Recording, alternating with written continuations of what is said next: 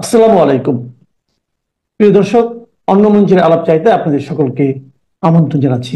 সম্মানিত দর্শক, আজকে যে শিরোনামে আলোচনা করছি সেই শিরোনামের প্রথম অংশ হায় আল্লাহ খালেদ। এই বাক্যটি বাংলাদেশে সামাজিক মাধ্যমে ইদানিং একেবারে রীতিমতো ভাইরাল। কে খালেদ, হায় আল্লাহ কে বলেছে, কাকে কি বলেছে, এটা মোরালেস আপনারা সবাই জানেন। আজকে মূলত ওই বিষয়টা নিয়ে আমার কোনো আলোচনা করার দরকার নেই, বা এখানে খালেদকে নিয়ে বলা বা আল্লাহর কোনো বিষয় নিয়ে বলা, বা যিনি এই হায় আল্লাহ খালেদ বলেছেন তাকে কটাক্ষ করা বা তাকে উদ্দেশ্য করে কোনো কিছু বলা, এটা আজকের এই ভিডিওতে নয়। মূলত একটা অতি প্রাকৃত একটা বিষয়, অতি প্রাকৃত বা প্রাগৈতিহাসিক একটি বিষয়। সেই বিষয় নিয়ে আলোচনা করব। সেই বিষয়ের সঙ্গে বর্তমান রাজনীতি, বর্তমান সরকারের যে কর্মকাণ্ড এবং পরিণতি, মানে এটা কোন দিকে যাচ্ছে সেটা খুব স্পষ্টতে আপনারা বুঝতে পারবেন। প্রাগৈতিহাসিক যুগ থেকে, মানে সে আদি যুগ থেকে মানুষ বা যে কোনো প্রাণী সবসময় দেখবেন যে এরা শক্তের ভক্ত, নরমের জম। এই গেল এক। দুই নম্বর হলো যে এই শক্তের ভক্ত নরমের জম, এটা মূলত জঙ্গলের শাসন বা জঙ্গলের ব্যবস্থা, জঙ্গল আইন। অতিরিক্ত নিষ্ঠুরতা যখন রাজনীতিতে প্রদর্শিত হয়, সমাজে বা পরিবারে যখন খুব অতিরিক্ত শাসন থাকে, মাত্রাতিরিক্ত শাসন থাকে, সেখানে কোনো অবস্থাতেই ভালো ফলাফল তৈরি হয় না। উল্টো যে জিনিসগুলো হয়, অনেকগুলো সম্ভাবনা নষ্ট হয়ে যায়। যেমন ধরেন আপনি গোলাপ ফুল ফুটাবেন, তো বড় বড় গোলাপ ফুল ফুটানোর জন্য আপনি খুব বেশি পানি দিলেন, বেশি সার দিলেন, তো দেখা গেল যে সারের কারণে সেই গাছ খুব বড় হয়ে গেল। নর্মালি একটা গোলাপ গাছ হয়তো 5 ফিট হবে বা 2 ফিট হবে, সেটা 10 ফিট হয়ে গেল, একেবারে বেশি লম্বা হয়ে গেল, কিন্তু কোনো অবস্থাতেই সে ফুল আর দিচ্ছে না। বা আপনি খুব বেশি পানি দিলেন, গাছের জন্য খুব বেশি পানি দরকার, কিন্তু পানি এত বেশি দিলেন যে সেই গাছের যে শিকড় সেটি পচে যাবে। আবার যদি আপনি কোনো কিছু না দেন, একেবারে কোনো কিছু না দেন, সারও দেবেন না, পানিও দেবেন না, তাও হবে না। ফলে জীবনে পরিমিত বোধ, প্রকৃতিতে পরিমিত বোধ, সমাজে রাষ্ট্রে পরিমিত বোধ সবচেয়ে গুরুত্বপূর্ণ একটি বিষয়। আরেকটি হলো কনসিস্টেন্সি, ধারাবাহিকতা। যে কোনো জিনিসের ধারাবাহিকতা থাকতে হবে। তো যখন দীর্ঘকাল ধরে আমাদের সমাজে আমরা দুটো টার্ম ব্যবহার করি, একটা হলো দশক আর একটা হলো যুগ। 10 বছরে আমরা 1 দশক বলি, আর 12 বছরে 1 যুগ ধরি।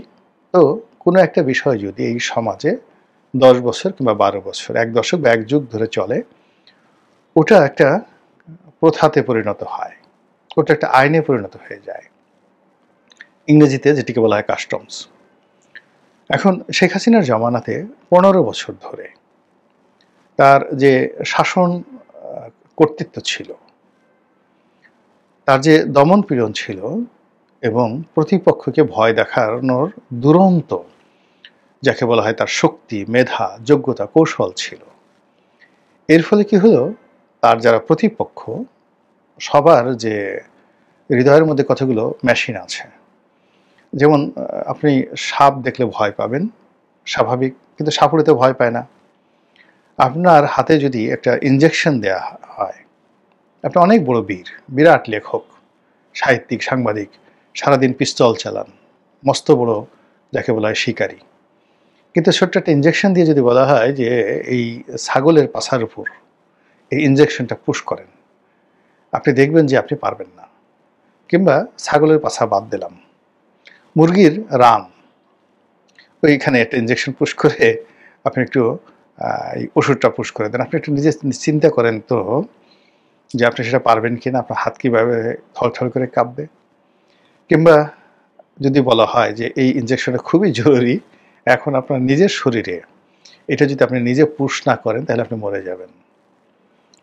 তো আপনাদের কয়জনের সাহস আছে একটা ছোট্ট সিরিঞ্জ নিজের সেই হাতে, পায়ে, পশ্চাৎ দেশে যেখানে মাংস পেশি রয়েছে, সেখানে আপনি এভাবে ঢোকাতে পারবেন? দেখেন তো, একটু চিন্তা করে দেখেন। অথচ এই বস্তির যারা ছেলেরা, যারা নেশাগ্রস্ত, অনেক ভিখারিয়া ইদানিং দেখা যাচ্ছে যে ডেইলি 20 বার 30 বার করে সে নিজের শরীরে ইনজেকশন পুশ করে সে নেশাগ্রস্ত হচ্ছে। তাহলে মানে জীবনটা হলো একটা প্র্যাকটিস, ম্যাটার অফ প্র্যাকটিস। এখানে রাতারাতি আপনি কোনো কাজ করতে পারবেন না। তো সেই ক্ষেত্রে যেটা হলো যে শেখ হাসিনার জমানাতে আমাদের অনেকের অনেক মেশিন নষ্ট হয়ে গেছে। মস্তিষ্কের যেখানে চিন্তা করে, পজিটিভ চিন্তা করে, ইতিবাচক চিন্তা করে, যেখান থেকে প্রোডাক্টিভিটি আসে, সেই চিন্তাটা নষ্ট হয়ে গেছে বলতে গেলে সেই শেখ হাসিনার জমানাতে ভয়ের কারণে। এরপরে বুকের মধ্যে অনেকে দেখবেন যে ভয় পেলে বুক ধড়ফড় করে, আবেগে, ভালোবাসায়, প্রেমে বুক ধড়ফড় করে, দিল কেউ না ধাক ধাক করে। তো সেভাবে আমাদের মধ্যে যে ভয় পাওয়ার প্রবণতা, এটা একেবারে রীতিমতো 15 বছর এস্টাবলিশড হয়ে গেছে। এটা কাস্টমস আইনে পরিণত হয়েছে যে আমাদের ভাত না খেলেও চলবে, এমনকি আমাদের পোশাক না পড়লেও চলবে, কিন্তু ভয় আমাদের পেতেই হবে। আমাদের দ্বিধা দ্বন্দ্ব থাকতে হবে। এবং আমাদের, যেহেতু আমরা বাইরে কারোর সঙ্গে পারি না, শেখ হাসিনার সঙ্গে পারি না, তার পুলিশের সঙ্গে পারি না, তার র্যাবের সঙ্গে পারি না, কাজেই আমরা আমাদের ভাই ব্রাদার, আত্মীয় স্বজন, ছেলে মেয়ে, স্ত্রী, এদের সঙ্গে আমাদের বাহাদুরি দেখাতেই হবে। ফলে দেখবেন যে গত 15 বছর গৃহের অশান্তি বেড়ে গেছে এবং দাম্পত্য সম্পর্ক, পারিবারিক সম্পর্ক নষ্ট হয়ে গেছে। তাই গেল দিল কিউ না ধাক ধাক করে, দিল খুব ধাক ধাক করে। এরপর হইল পেটের যে ক্রিয়া প্রতিক্রিয়া, এটাও কিন্তু দেখবেন যে আপনার শরীর মন যখন ভালো থাকে, আপনি আনাম একটা আস্ত গরু খেয়ে আপনি হজম করতে পারবেন। কিন্তু যখন আপনার শরীর মন ভালো থাকে না, আপনার গ্যাস হবে, পেট পুটপুট করবে এবং আরও নানা রকম সমস্যা আপনি আক্রান্ত হবেন। এবং সেই জিনিসগুলো এই গত 15 বছর ধরে আমাদেরকে পেয়ে বসেছে।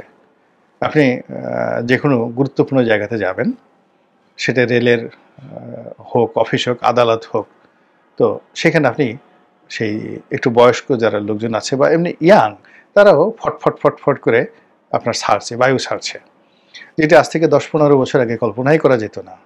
আপনি সেফায়েতুল্লাহ সেফু বলছিলেন যে এরকম সাবেক যে অর্থমন্ত্রী আবুল মাল্লা আব্দুল মুহিত, মানে তিনি নাকি অফিসে বসে সারাদিন এই কাজ করতেন এবং গন্ধে তার রুমের মধ্যে কেউ ঢুকতে পারতো না। সত্য মিথ্যা আমরা জানি না, কিন্তু ব্যাপার হলো যে মানুষ যখন অতিরিক্ত টেনশনে থাকে বা শরীর ভালো না থাকে, তার এই পেটের যন্ত্রণা হয়, শরীরের জয়েন্টে ব্যথা হয়ে যায়, আর্থাইটিস রোগ হয়ে যায় বিভিন্ন কারণে।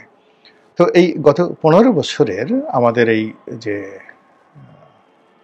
ভীতিকর একটা সামাজিক অবস্থা, এর ফলে আমাদের মনোজগৎ, মস্তিষ্ক, শরীরে যে পক্ষাঘাত শুরু হয়েছে, এই পক্ষাঘাত অবস্থা থেকে যখন অলনে ছাড়েন আমরা, মানে মুক্ত বিহঙ্গের মতো উল্টে সুযোগ পেলাম শেখ হাসিনা চলে যাওয়ার পর, তো আমাদের অবস্থা হলো সেই রকম। আপনি দেখবেন যে একটা পাখি বহুদিন ধরে খাঁচার মধ্যে লুকায়িত অবস্থায় আছে বা বন্দি অবস্থায় আছে।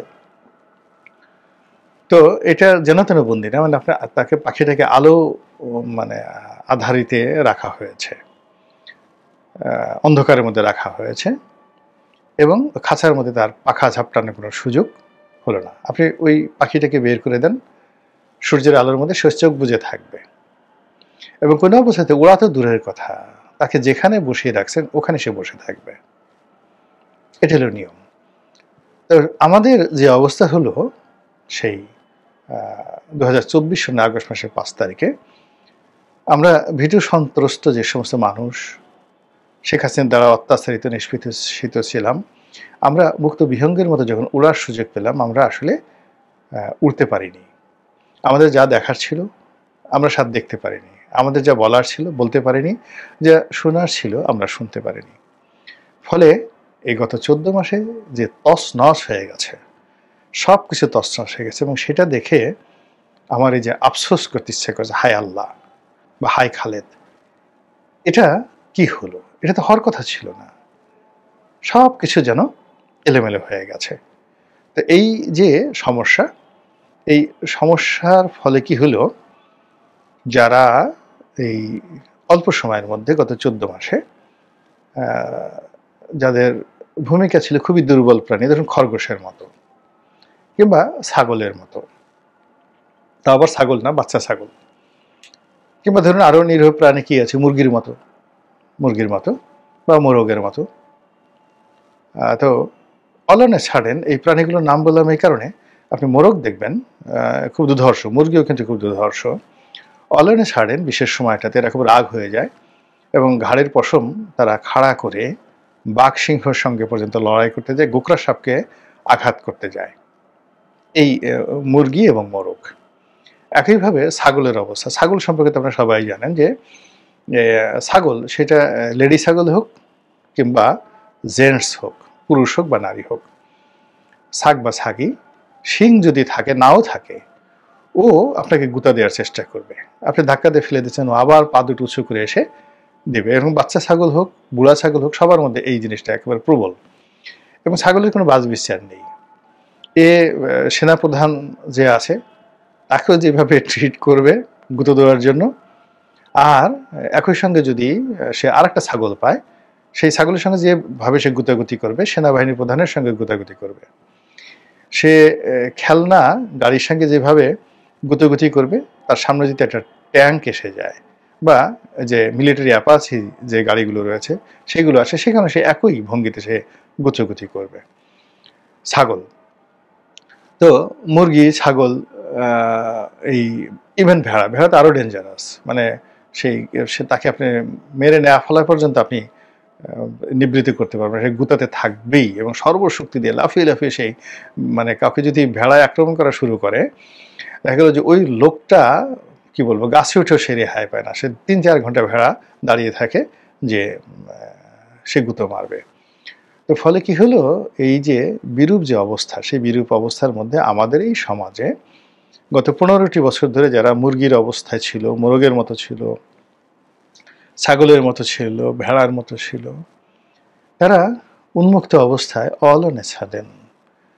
রয়্যাল বেঙ্গল টাইগার হয়ে গেল, বাঘ হয়ে গেল, গন্ডার হয়ে গেল, তারপর আর কি বলবো, যেগুলো দেখলে ভয় লাগে, মানে যাকে বলা হয় ভল্লুক কিন্তু খুব ডেঞ্জারাস প্রাণী, ভল্লুক হয়ে গেল, গরিলা হয়ে গেল।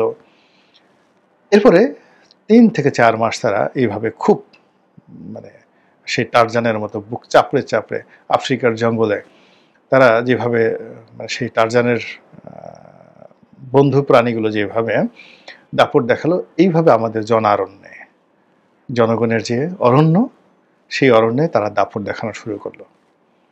তাদের সম্পদ লাগবে, সেটা গরু চুরি করে হোক, তাদের আধিপত্য দেখাতে হবে, সেটা যাকে বলা হয় যে ঢাকাতে যে পাবলিক টয়লেট আছে, সেই পাবলিক টয়লেটের উপর মাতব্বরি দেখানো হোক, ফুটপাথ হোক, কিংবা মানে রাস্তায় যে ভ্রাম্যমান পতিতা আছে সেই তাদেরকে টিকিট দিয়ে লাইসেন্স দেওয়া, যে তোমরা এই এলাকাতে নিরাপদে কাজ করতে পারবে, পুলিশ তোমাদেরকে ধরবে না, এবং এই জিনিসটা ভাগাভাগি করে নেওয়া, যে তুমি এই এলাকায় থাকবে, জোনাকি সিনেমা হলের সামনে তুমি থাকবে, তুমি রাজমণি সিনেমা হলের সামনে থাকবে, এরকম ভাগ করে দেয়। এই কাজ করতেও এই সমস্ত ছাগলদের কোনো রকম মানে লজ্জা হয়নি, বিবেক বোধে বাঁধেনি, তারা সেই কাজগুলো করে যেভাবে হোক আধিপত্য দেখাতে হবে। তো এই জিনিসগুলো তারা দেখিয়েছে গত 14 মাসে। কিন্তু এখন আমি যখন আজকের এই ভিডিওটা করছি, তখন কি যেন হচ্ছে, কিসের যেন আওয়াজ পাওয়া যাচ্ছে, কারা যেন চলে গেছে, কারা যেন চলে গেছে, কারা যেন পদত্যাগ করেছে, কারা যেন উৎসাহ হারিয়ে ফেলছে, কারা যেন ভয় পাচ্ছে, কারা যেন উৎসাহ দেখাচ্ছে। মানে সব মিলিয়ে যে একটা রিদম আছে সমাজের, সেই রিদমে সেই যে পুরনো ভয়, আতঙ্ক, ভীতি, যা কিনা আপনার মন, মস্তিষ্ক, পেট, হাঁটুর যে সন্ধি, সব কিছু মানে আপনাকে এলোমেলো করে দিয়েছে। তো সেই জায়গাগুলোতে আবার নতুন করে অজানা ব্যথা, অজানা বেদনা, অজানা আশঙ্কা তৈরি হয়েছে। 15 বছর ধরে যে ভয়টা ছিল, এটা একটা ডাইরেক্ট, যেমন আপনি একটা সাপ দেখলেন, সেটাকে দেখে ভয় পাওয়া, সেটার একটা লিমিট আছে। কিন্তু আপনি সাপটা দেখতে পাচ্ছেন না, কিন্তু বারবার অন্ধকার রাতি চারিদিক থেকে গোখরা সাপের ফোঁস ফোঁস আওয়াজ হচ্ছে, হয়তো কোনো মানুষ করছে, কিন্তু এই ধরনের ভয় কিন্তু আপনার হার্ট অ্যাটাক হয়ে যাবে। তো আওয়ামী লীগকে দেখে, শেখ হাসিনাকে দেখে, র্যাবকে দেখে, পুলিশকে দেখে, ছাত্রলীগকে দেখে, যুবলীগকে দেখে ফেস টু ফেস আপনি যে ভীত সন্ত্রস্ত হতেন, ওটা আপনার অ্যাটলিস্ট আপনাকে ইমব্যালেন্সড করতো না। আপনি দৌড়াতে পারতেন, পালাতে পারতেন, কাঁদতে পারতেন, সাহায্য চাইতে পারতেন। কিন্তু শঙ্কাটা যখন মানে অজানা জায়গা থেকে আসে, অচেনা জায়গা থেকে আসে, ভূতের মতো, প্রেতের মতো, জিনের মতো আসে, আর সে সকল আতঙ্কে যদি দেখেন যে বড় বড় এই কয়েক মাসে যারা রয়্যাল বেঙ্গল টাইগার, যারা বাঘ, সিংহ, গন্ডার, হাতি এরকম আকৃতি ধরে, মানে একটা ছাগলকে খুব করে ফুলানো হলো আচ্ছা মতো, ভিতরে প্লাস্টিকের ছাগল বা ধরেন রাবারের ছাগল, আচ্ছা মতো পাম দিয়ে সেটাকে হাতি বানানো হলো। তারপরে হঠাৎ করে দেখলেন আপনার চোখের সামনে আবার সেই হাতিগুলো সেই ছাগলে পরিণত হয়ে গেল এবং তারা পালিয়ে গেল। আর যে কারণে তারা পালালো বা ছোট হয়ে গেল সেই কারণ আপনি জানেন না, কিন্তু চারিদিক থেকে নানা রকম অদ্ভুত অদ্ভুত সব স্বপ্ন, দুঃস্বপ্ন, শব্দ, তারপরে শেষে যাকে বলা হয় আতঙ্ক আপনাকে তাড়া করছে। এই অবস্থাতে যা হয়, মানুষের হার্ট অ্যাটাক হয়, হৃদকম্পন বন্ধ হয়ে যায়, স্ট্রোক করে, ব্রেন স্ট্রোক করে। তো এই যে বাংলাদেশের এখন যে দুর্বোধ্য রাজনীতির অবস্থা, সেই দুর্বোধ্য রাজনীতির অবস্থাতে আমরা ঠিক এক সপ্তাহ পরে কি হবে সেটা তো দূরের কথা। আজকের যে আপনি রাতটা যাপন করছেন, সকালে যে সূর্যটা উঠবে, ওঠার পরে দেশের পরিস্থিতি কি হবে, আপনার ব্যবসা বাণিজ্য, আয় রোজগারের অবস্থা কি হবে, ইত্যাদি নানা বিষয় নিয়ে জাস্ট আপনার মধ্যে যে আতঙ্ক কাজ করে, সেই আতঙ্ক কাজ করার ফলে আপনি শুধু বারবার পিছনে তাকাচ্ছেন, কারা আছে, ডানে তাকাচ্ছেন, বামে তাকাচ্ছেন, সামনে তাকাচ্ছেন, কারা এখনো আছে আর কারা চলে গেছে। তো যারা চলে গেছে আপনারও মনে হচ্ছে যে আমিও তো যাব, কিন্তু আপনি যাবেন কই? যাদের যাওয়ার জায়গা আছে তারা গেছে, এবং এখনো যারা যাননি অথচ যাওয়ার জায়গা আছে তারাও যাবেন। কিন্তু আপনি তাদের সংস্পর্শে থেকে যেভাবে এই জমিনে আপনি আপনার কর্মকাণ্ডকে মানুষের ঘৃণার বস্তু করে ফেলেছেন, মানুষের আক্রমণের বস্তু করে ফেলেছেন, এবং নিজেকে অসহায় এবং দুর্বল, আগের চাইতে দুর্বল করে ফেলেছেন। কাজেই উদ্ভূত এই পরিস্থিতিতে আমরা সবাই কী ধরনের বিপদ বিপত্তিতে আছি, এটা আমি মনে করি যে কারো নাম মেনশন না করে, কাউকে ইন্ডিকেট না করে যদি ইন জেনারেল এই কথাগুলো বলি, আশা করি যে আপনারা সেটা বুঝতে পারবেন, এই বোঝার মতো যতটুকু যোগ্যতা আছে, আশা করি সেই যোগ্যতাটা এখন আমাদের চলে যায়নি। মহান আল্লাহ আমাদের সবাইকে হেদায়েত দান করুন। আসসালামু আলাইকুম ওয়া রাহমাতুল্লাহি ওয়া বারাকাতুহু।